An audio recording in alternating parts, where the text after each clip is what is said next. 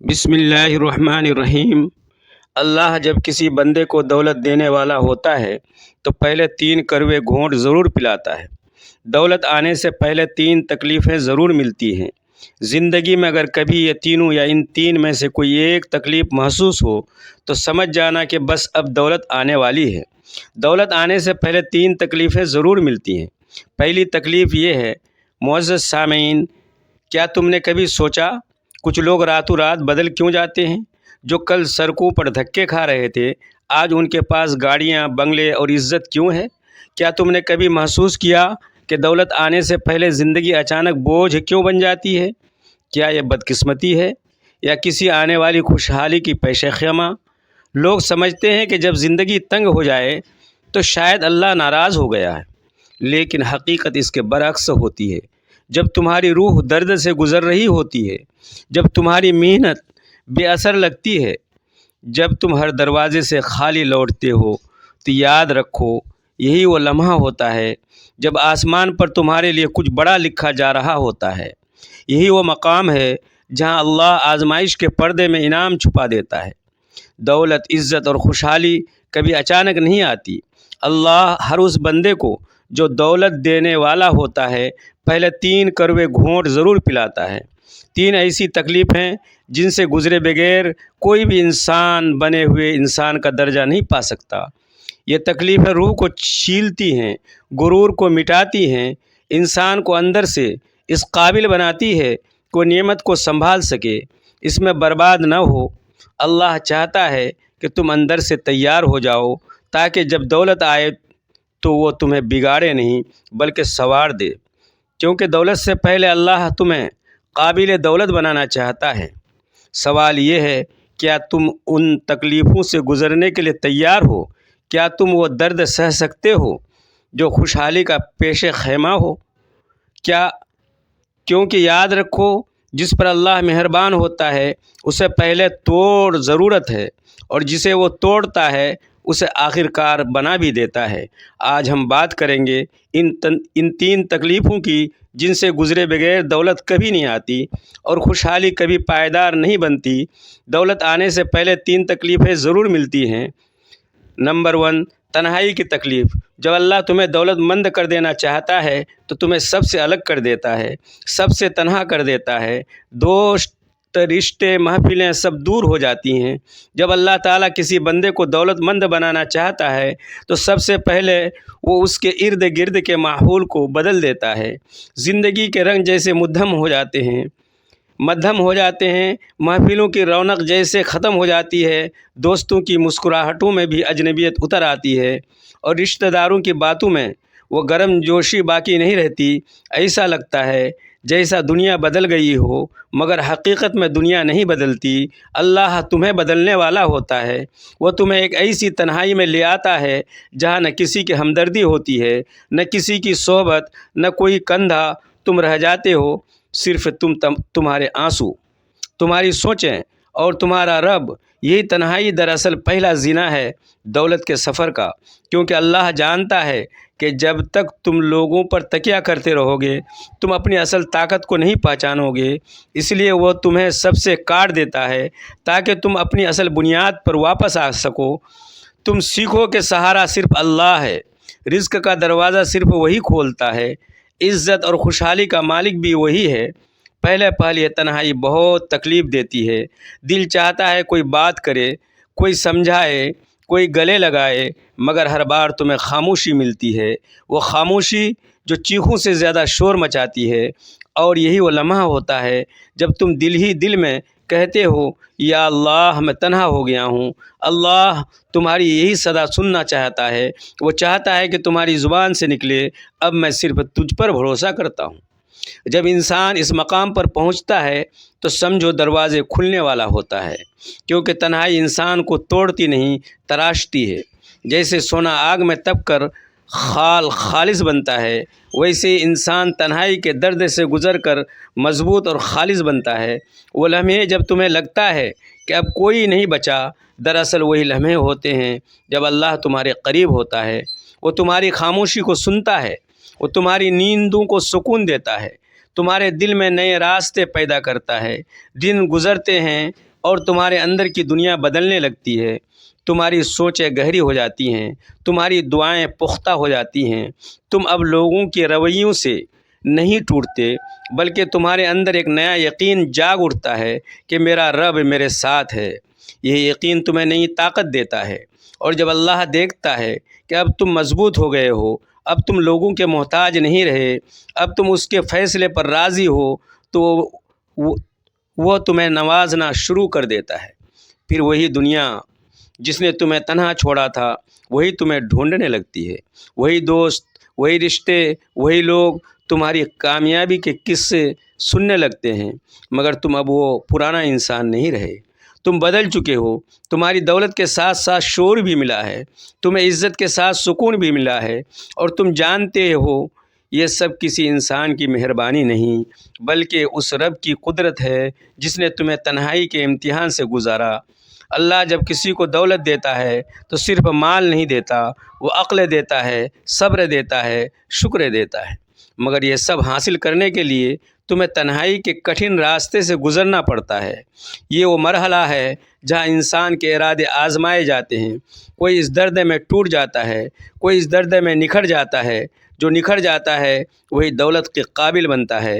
یاد رکھو، اللہ کی حکمت بہت گہری ہے، وہ تمہیں تکلیف دیتا ہے تاکہ تمہارے دل کو نرم کرے، تمہیں تنہا کرتا ہے تاکہ تمہاری ساری توجہ اپنی طرف موڑے، وہ تمہیں خاموشی دیتا ہے تاکہ تم ان کی آواز سن سکو، اور جب تم اس آواز کو سننے لگتے ہو تو پھر دولت آنا کوئی بڑی بات نہیں رہتی، پھر دولت تمہارا امتحان نہیں رہتی بلکہ انعام بن جاتی ہے۔ لہذا جب کبھی تمہاری زندگی میں ایک عجیب سی خاموشی، ایک بے سبب تنہائی آنے لگے تو گھبرانا مت، یہ اشارہ ہے تمہارے لیے کچھ بڑا لکھا جا چکا ہے۔ اللہ تمہیں تیار کر رہا ہے، تمہیں نکھار رہا ہے، تمہیں دنیا کے شور سے کاٹ کر اپنی بارگاہ میں کھڑا کر رہا ہے۔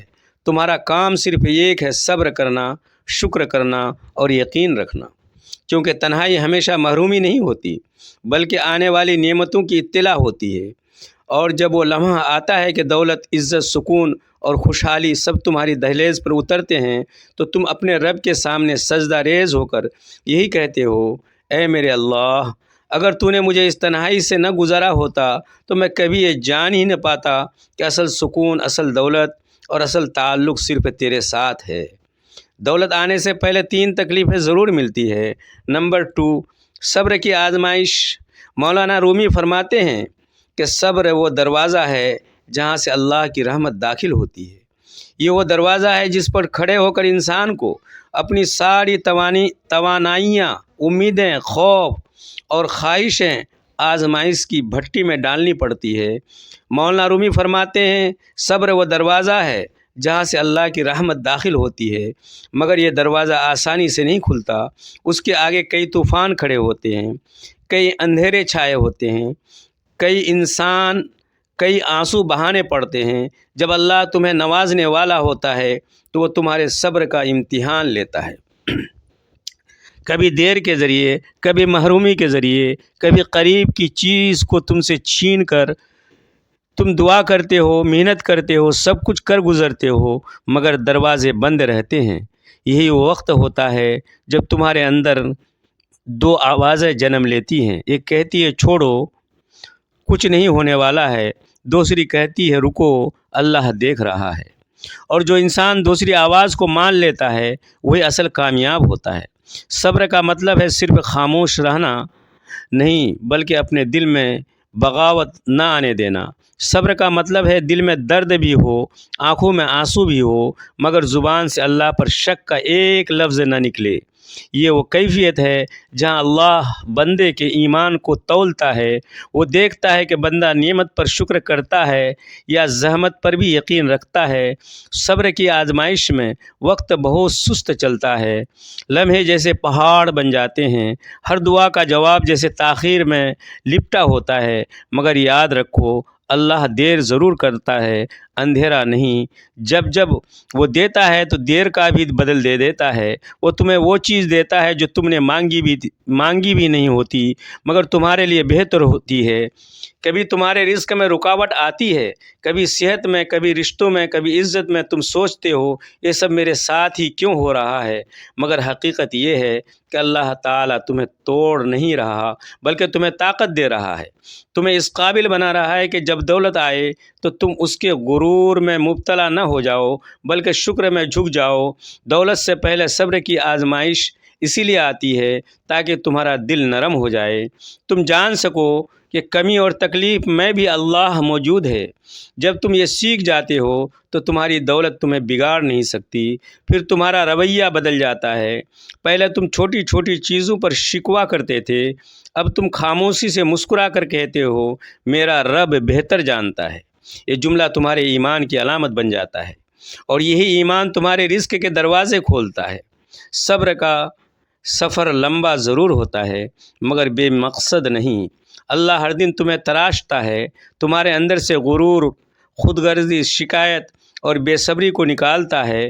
جب وہ دیکھتا ہے کہ اب تم خالص ہو گئے ہو، اب تم میں شکر اور برداشت آ گئی ہے، تو پھر وہ تمہیں ایسی جگہ سے نوازتا ہے جہاں تم نے کبھی سوچا بھی نہیں ہوتا۔ مولانا رومی نے ایک اور جگہ فرمایا کہ جو شخص صبر کی مٹھاس چکھ لیتا ہے وہ دنیا کے ہر زہر کو برداشت کر لیتا ہے۔ یہی صبر کا کمال ہے۔ جب تمہارے پاس کچھ بھی نہیں رہتا پھر بھی تمہارے دل میں امید رہتی ہے، جب سب دروازے بند ہوتے ہیں پھر تمہاری آنکھوں میں یقین کا دیا جلتا ہے، یہی دیا ایک دن تمہیں روشنی تک لے جاتا ہے۔ صبر کی آزمائش اکثر اس وقت عروج پر ہوتی ہے جب کامیابی ایک قدم کے فاصلے پر ہوتی ہے لیکن انسان تھک کر واپس مڑ جاتا ہے۔ اللہ کہتا ہے میں نے تمہیں تھوڑا سا اور روکا تھا تاکہ تمہیں بڑا انعام دے سکوں، تم نے صبر نہ کیا، جو تمہارا تھوڑا سا مزید ٹھہر جاتا وہ سب پا لیتا۔ صبر کی آزمائش تمہارے ایمان کا پیمانہ ہے۔ اللہ تمہیں دیکھ دکھ دیتا ہے لیکن تم اس سے ناراض ہوتے ہو یا اس کے قریب آتے ہو، جو دکھ میں بھی اس کی طرف پلٹتا ہے اس کا خاص بندہ بن جاتا ہے، اور جب وہ خاص بندہ بن جاتا ہے تو اللہ اس کے لیے دروازے ایسے کھولتا ہے جن پر دنیا حیران رہ جاتی ہے۔ یہی وجہ ہے جو دولت صبر کے بعد ملتی ہے اس میں برکت ہوتی ہے۔ دولت صرف بینک اکاؤنٹ نہیں بھرتی بلکہ دلوں میں سکون بھرتی ہے۔ اس دولت میں تکبر نہیں ہوتا بلکہ شکر کی خوشبو ہوتی ہے۔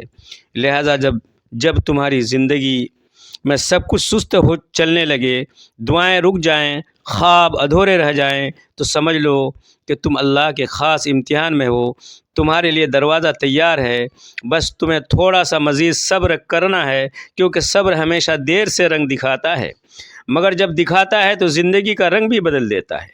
آخر کار جب وہ لمحہ آتا ہے جب تمہاری دعائیں پوری ہوتی ہیں، تمہارے حالات بدل جاتے ہیں، تمہاری محنت رنگ لاتی ہے، تو تم ایک ہی بات کہتے ہو، اے اللہ اگر میں نے اس صبر کے دنوں میں ہمت نہ کی ہوتی تو آج میں کبھی یہ خوشی نہ دیکھ پاتا۔ دولت آنے سے پہلے اللہ تمہیں صبر سکھاتا ہے تاکہ تم اس دولت کے شکر گزار بن سکو۔ وہ تمہیں روک کر دراصل تمہیں تیار کر رہا ہوتا ہے، اور جب تم تیار ہو جاتے ہو تو وہ اپنی رحمت کے دروازے کھول دیتا ہے، بالکل ویسے جیسے مولانا رومی نے فرمایا صبر وہ دروازہ ہے جہاں سے اللہ کی رحمت داخل ہوتی ہے۔ دولت آنے سے پہلے 3 تکلیفیں ضرور ملتی ہے۔ نمبر 3، ناکامیوں کا سامنا۔ ناکامی دراصل انجام نہیں بلکہ آغاز ہے۔ یہ وہ استاد ہے جو انسان کو سکھا دیتا ہے کہ کامیابی کی قدر کرنی کیسی ہے۔ یہ وہ مرحلہ ہوتا ہے جو انسان کو توڑ کر دوبارہ بناتا ہے، اسے زمین پر گرا کر مضبوطی سے کھڑا کرنا سکھاتا ہے۔ اکثر لوگ سمجھتے ہیں کہ ناکامی انجام ہے مگر حقیقت یہ ہے کہ ناکامی اختتام نہیں، آغاز ہے ایک نئے سفر کا، ایک نئے زاویے کا، ایک نئے میں کا۔ اللہ جب کسی کو نوازنا چاہتا ہے تو پہلے اس کی بنیاد مضبوط کرتا ہے۔ بنیاد کبھی آسانی میں نہیں بنتی، وہ انسان کو میدان میں اتارتا ہے، ہارنے دیتا ہے رکنے دیتا ہے، ٹھوکر لگواتا ہے، تاکہ جب وہ کامیابی آئے تو غرور کے بوجھ سے زمین پر نہ گرے بلکہ شکر کے سجدے میں جھک جائے۔ ناکامی وہ استاد ہے جو اصل سبق پڑھاتا ہے کہ جو کامیابی بھی کبھی نہیں سکھا سکتی ہے، تمہیں بتاتی ہے کسی پر بھروسہ کرنا ہے، کس سے فاصلہ رکھنا ہے، اور اپنی کمزوریوں کو کیسے طاقت بنانا ہے۔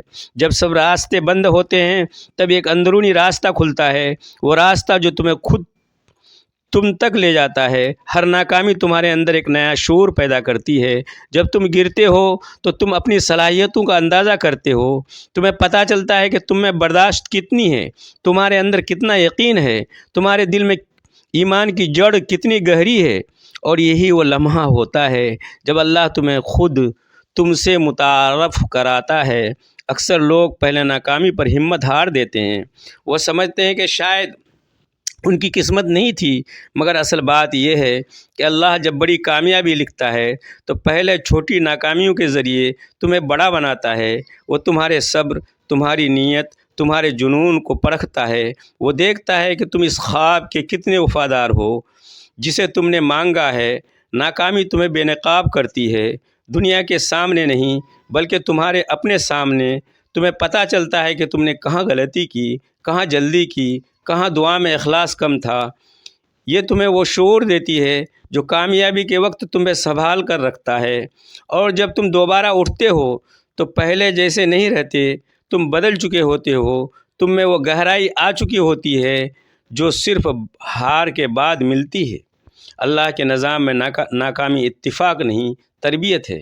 یہ تمہیں سکھاتی ہے کہ کامیابی کے لیے صرف محنت نہیں بلکہ برداشت، یقین اور مسلسل امید بھی چاہیے۔